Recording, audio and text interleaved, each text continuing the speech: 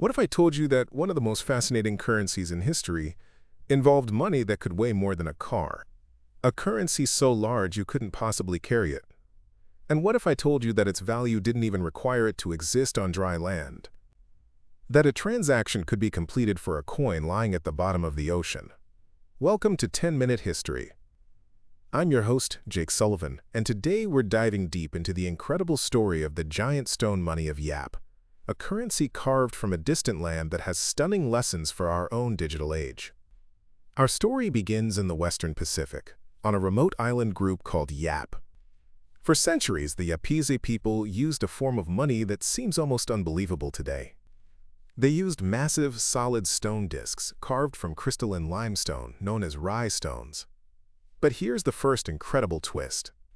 This special, glittering stone didn't exist on Yap. To get it, the Yapese had to undertake a perilous 400-kilometer, or 250-mile, open ocean journey to the neighboring islands of Palau, quarry the stone by hand, and then sail it back. This wasn't just money. It was an epic saga of courage, danger, and social engineering. The islands of Yap and Palau are geologically opposite. Yap is made of hard, dark, metamorphic rock, totally unsuitable for carving.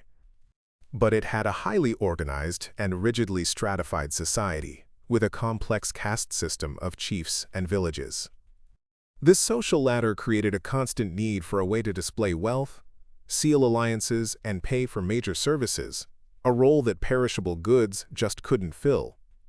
About 400 kilometers away, the islands of Palau were made of soft, uplifted limestone, eroded over millennia into a surreal landscape of caves and mushroom-shaped islands. And hidden within these caves was a special type of crystalline calcite and aragonite, a beautiful, milky white stone that glittered in the sun. Palau had the one thing Yap desperately needed. According to legend, a Yapese navigator named Anagumang was led to Palau by a dream. There, he and his men discovered the beautiful stone. They first tried to carve it into the shape of a fish, but eventually settled on a circular shape, like the full moon with a hole in the center to help carry it. When they brought these first stones back to Yap, they caused a sensation. Their beauty, their rarity, and the incredible story of their acquisition immediately gave them immense value. The chiefs of Yap quickly took control of the process, and an incredible economic system was born. Getting a new rhinestone was a monumental undertaking, commissioned by a chief to declare his power and ambition. He would assemble a crew of up to several hundred men who would set sail in large outrigger canoes. These expeditions were not conquering armies. Upon arrival in Palau, the Yapese had to negotiate with the local Palauan chiefs who controlled the quarries. They would present tribute, like valuable shell beads and woven mats, and in exchange, they were granted permission to quarry the stone. The relationship was tense. The Yapese were outsiders, and they depended on the goodwill of their Palauan hosts for food and protection from rival clans. The quarrying process itself was a brutal testament to pre-industrial determination. The Yapese used sharpened giant clamshells as adzes to slowly chip away at the rock face.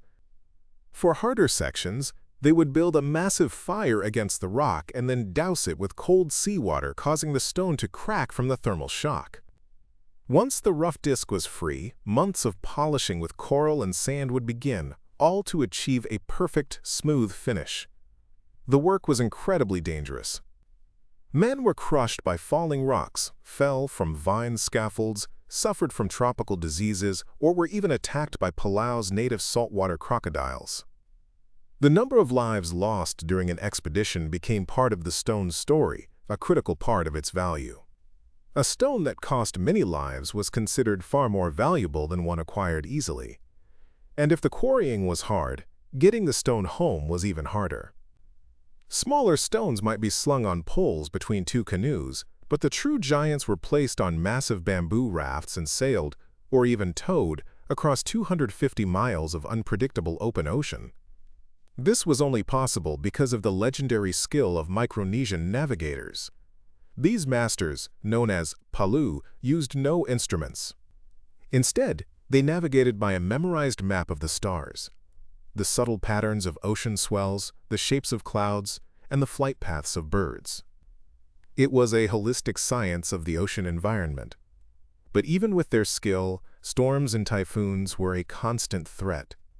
Many rafts were lost, sending their priceless cargo and crew to the bottom of the sea. And this leads to one of the most mind-bending aspects of the rhinestone economy. In a famous and true story, an expedition was returning to Yap when a storm hit, and the crew had to cut their enormous, valuable stone loose to save their lives.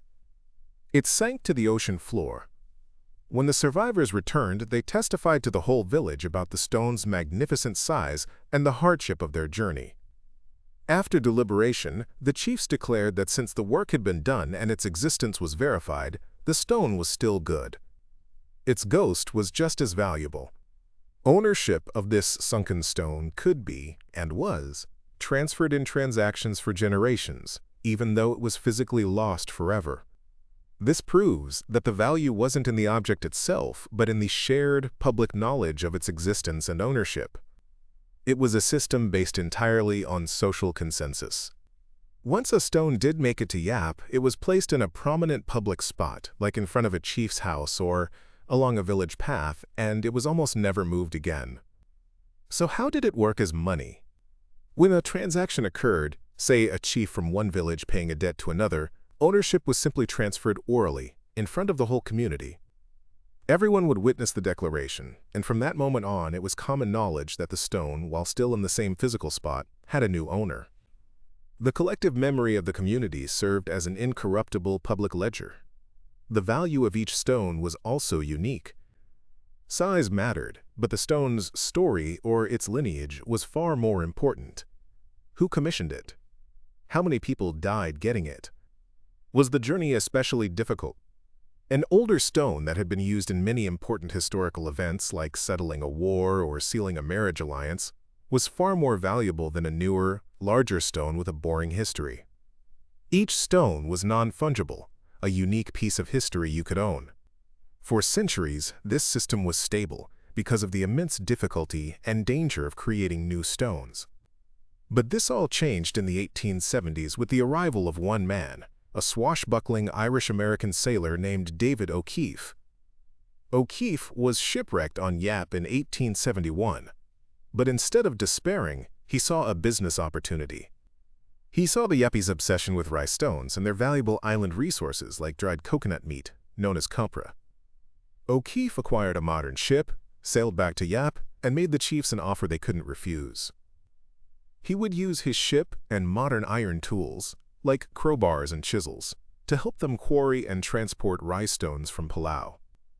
In exchange, the Yapese men would work for him, producing copra. O'Keefe industrialized the process. Iron tools made quarrying exponentially faster. His large, sturdy ship made the dangerous sea voyage routine and safe. Suddenly, acquiring a rice stone, once a generational undertaking, became a simple matter of a few months' work. The effect on the Yapese economy was devastating. It was a classic case of hyperinflation. The massive influx of new, easily made O'Keefe stones flooded the market, destroying the proof-of-work principle that gave the stones their value. But the Yapese were clever. They quickly created a two-tiered currency. The ancestral stones, quarried by hand with great loss of life, retained their immense value. The new O'Keefe stones, despite being bigger and more perfect, were seen as cheap and vulgar. They had no story, no blood on them. Even so, the damage was done. Traditional chiefs lost their power, as any man could now work for O'Keefe to get a stone, bypassing the old social order. The end of the rye system came with colonization.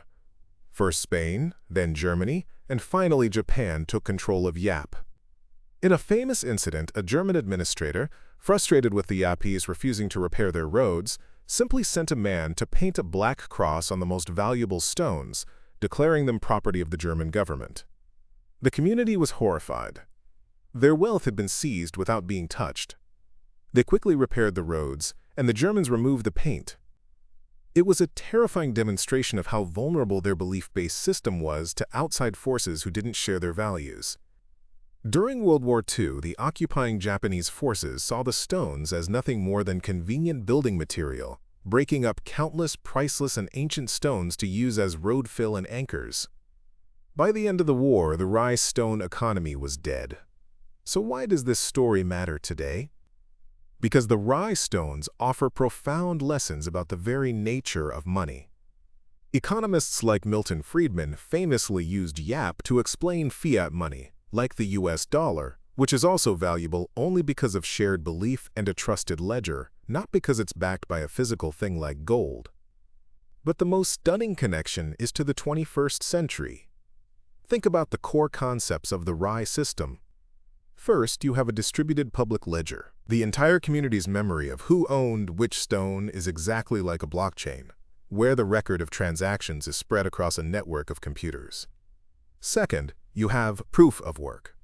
The value of the ancestral stones came directly from the immense effort and danger required to create them. This is perfectly analogous to Bitcoin mining, where immense computational energy must be spent to create new coins. And third, you have non-fungible tokens, or NFTs. Each rye stone was unique, with its own history and value, just like an NFT is a unique digital asset on a blockchain. The people of Yap centuries ago created a brilliant, tangible, and human-based version of the very technology that is now at the cutting edge of finance. Today, the rye stones no longer function as currency on Yap. They are priceless cultural treasures, a symbol of national identity that appears on license plates and government seals. They are a physical link to the ancestors, a silent, moss-covered reminder of their ingenuity, courage, and unique worldview. The story of the rye stones teaches us that money, in any form, is ultimately a technology of social trust. Its value comes not from stone or gold or paper, but from shared human belief. These giant discs, heavy with both stone and story, are a timeless lesson that the most enduring currencies are those backed not by a commodity, but by a community. So, what are your thoughts on this? Could a system based on belief work today? Let us know down in the comments. If you found this interesting or learned something new, please give this video a like, and don't forget to subscribe to 10-Minute History for more deep dives. Thanks for listening.